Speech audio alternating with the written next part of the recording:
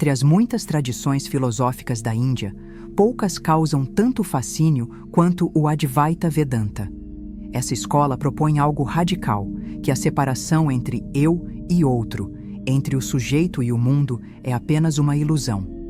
A palavra Advaita significa literalmente não dois ou não dual, uma expressão que resume toda a essência do seu ensinamento.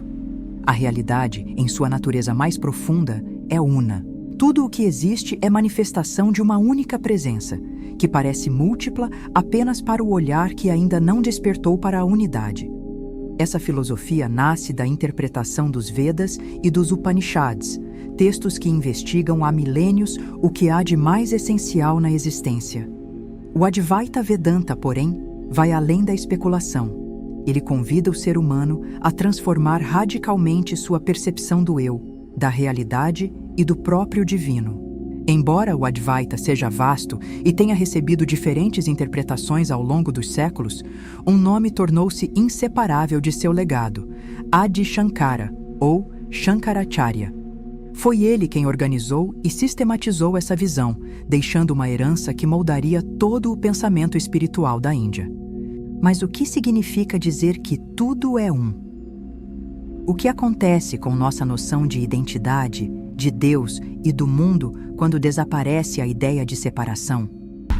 É a partir dessas perguntas que mergulharemos na essência dessa filosofia não dualista, uma das mais profundas expressões do pensamento humano.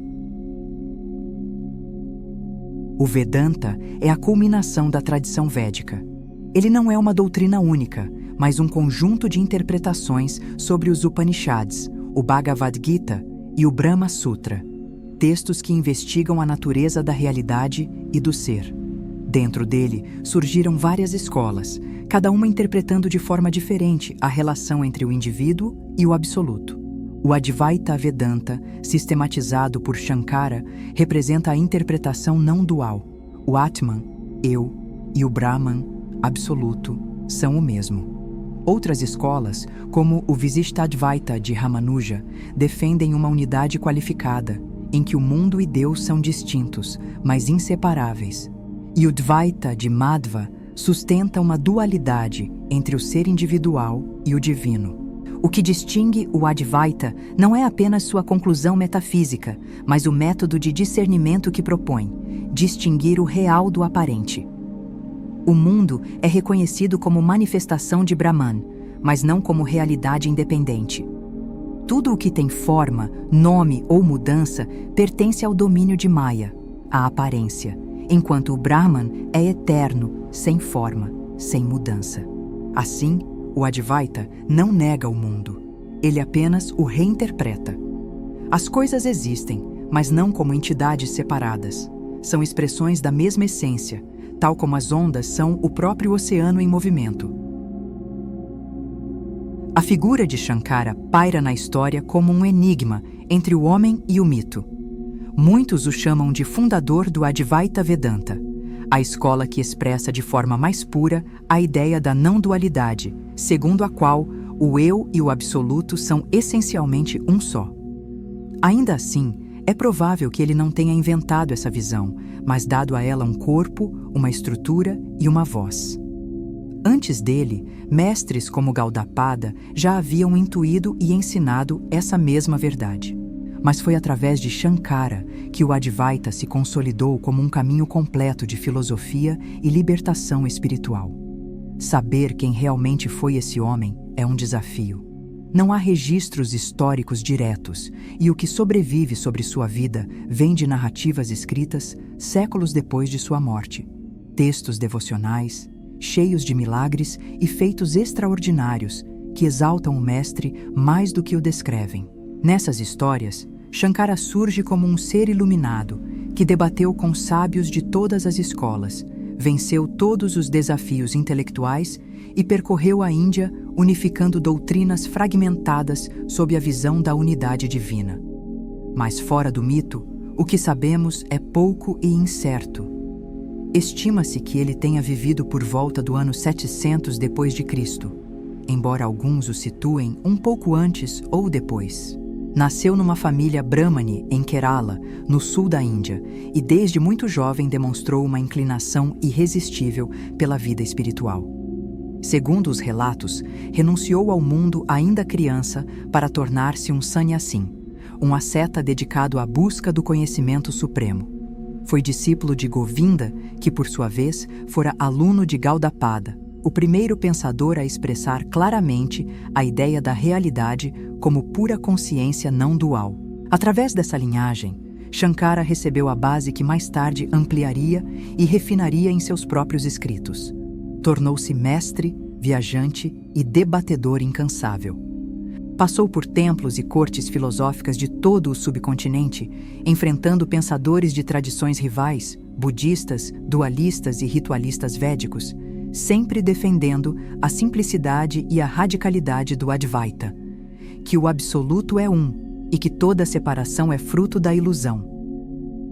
A maior parte do que se conhece sobre seu pensamento vem de seus comentários, os Bhāshyas, sobre textos centrais da tradição hindu, como os Brahma Sutras, a Bhagavad Gita e os principais Upanishads. Neles, sua mente aparece em plena forma, lógica, rigorosa e poética ao mesmo tempo. Muitos outros textos lhe são atribuídos, como hinos devocionais e tratados menores, mas sua autoria permanece debatida. O que é quase consenso é que seus grandes comentários são realmente autênticos e é neles que sua visão se revela com maior clareza. Apesar da brevidade de sua vida, acredita-se que tenha morrido aos 32 anos, sua influência atravessou séculos. Shankara não apenas interpretou as escrituras antigas, ele deu ao hinduísmo uma nova estrutura intelectual, uma moldura conceitual capaz de integrar fé, razão e experiência direta. Colocá-lo dentro de uma tradição religiosa específica é tarefa arriscada. Alguns o veem como seguidor de Shiva, outros como conhecedor profundo do Vaishnavismo, tradição que venera Vishnu como a divindade principal. Mas, na verdade, ele transcendeu rótulos. O próprio hinduísmo ainda não existia como conhecemos hoje, e Shankara se movia num tempo em que os caminhos espirituais ainda se entrelaçavam com fluidez. Para compreender a emergência do Advaita Vedanta, é necessário situá-lo no vasto mosaico da Índia antiga, um período de intensa diversidade religiosa e filosófica. Durante esse tempo, diferentes tradições coexistiam lado a lado.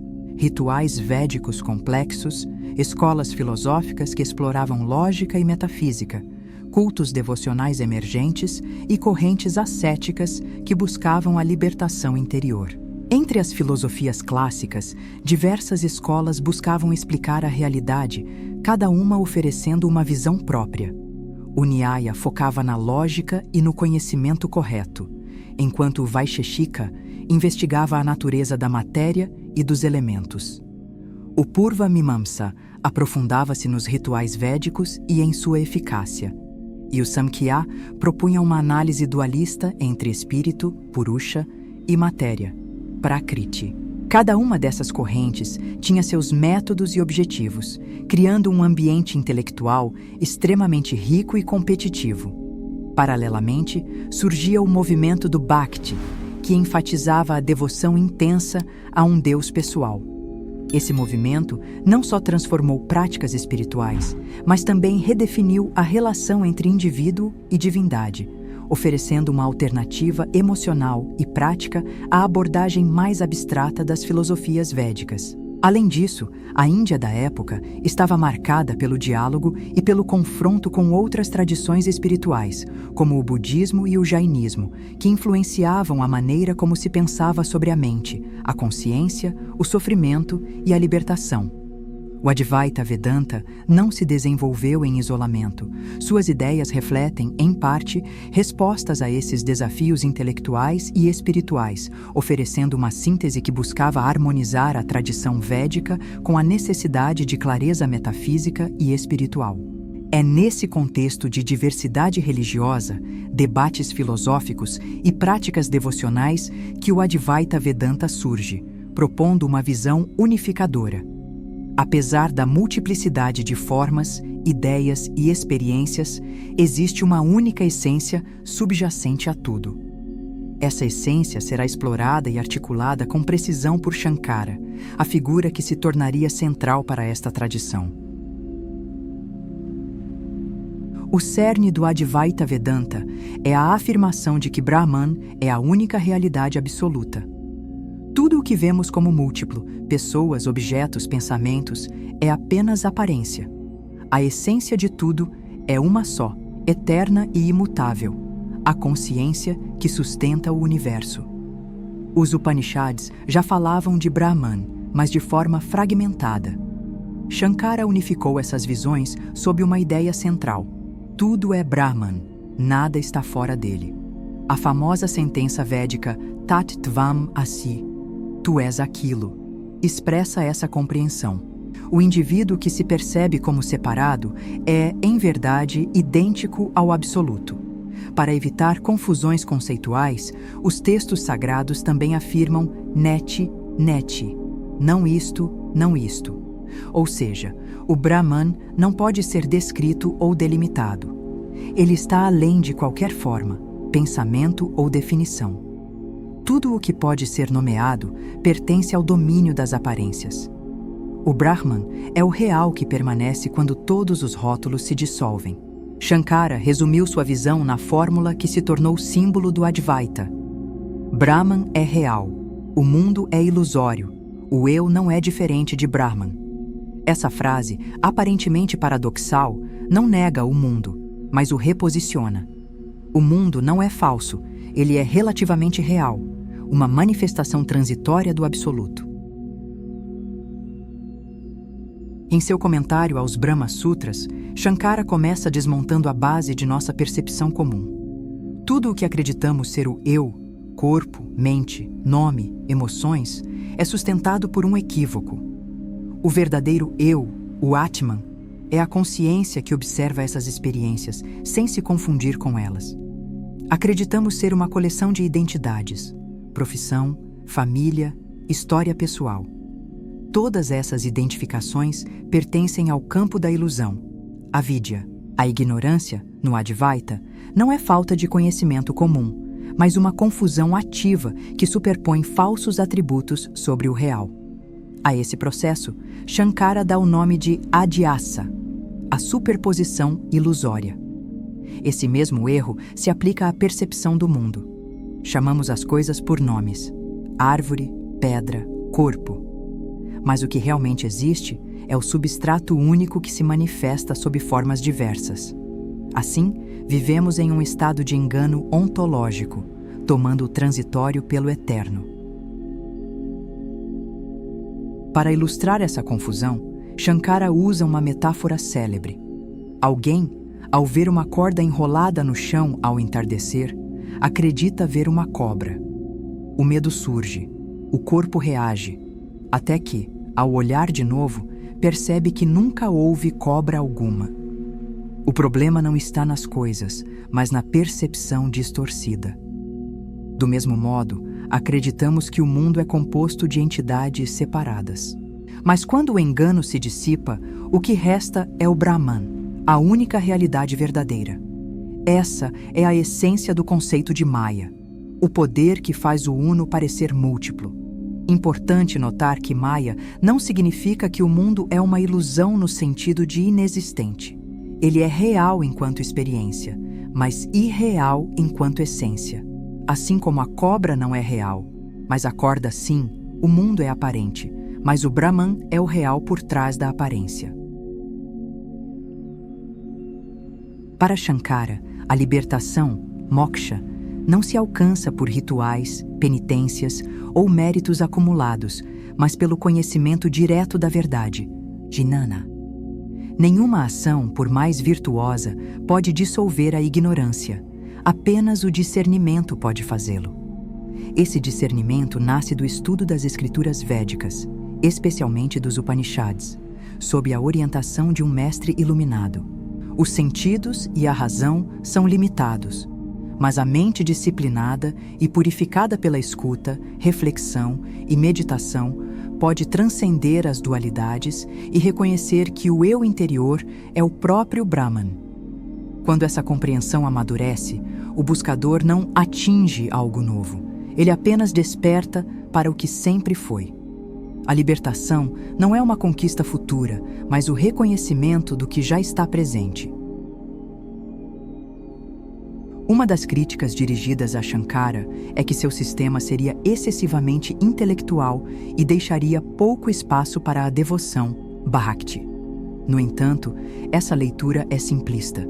Shankara frequentemente fala de Ishvara, o Senhor, a manifestação pessoal de Brahman. Ishvara é o aspecto do absoluto que assume forma e atributos para ser compreendido pela mente humana. Ele é o criador e mantenedor do universo, representado em divindades como Vishnu, Shiva ou Devi. A devoção a Ishvara purifica o coração e conduz o buscador à percepção de que o divino jamais esteve fora de si. No Advaita, distinguem-se dois modos de perceber o absoluto: Nirguna Brahman, o Brahman sem atributos, pura consciência, além de toda limitação. Saguna Brahman, o Brahman com atributos, percebido como Ishvara. Esses dois níveis não representam realidades distintas, mas etapas da compreensão espiritual. A devoção é o caminho que conduz à sabedoria, e a sabedoria é o florescimento da devoção em seu sentido mais elevado. Quando o buscador percebe que o objeto de sua adoração é sua própria essência, a dualidade entre devoto e divindade se dissolve. O ponto culminante do Advaita é o reconhecimento de que o verdadeiro Eu é o próprio Absoluto. O Atman não é o ego nem a mente, é a consciência que presencia tudo. Ele não é uma parte do todo, mas o próprio todo manifestando-se em cada ser. O indivíduo, Jiva, existe apenas enquanto há identificação com o corpo e a mente. Quando essa identificação se desfaz, o que resta é o Eu universal, ilimitado e silencioso. Assim, não há algo a ser alcançado, mas algo a ser revelado. O buscador não se torna Brahman, ele descobre que sempre foi Brahman. O Advaita Vedanta não é uma crença, mas um despertar. Ele não propõe um novo modo de pensar, mas um novo modo de ser. Tudo o que se vê como múltiplo é apenas expressão da mesma consciência.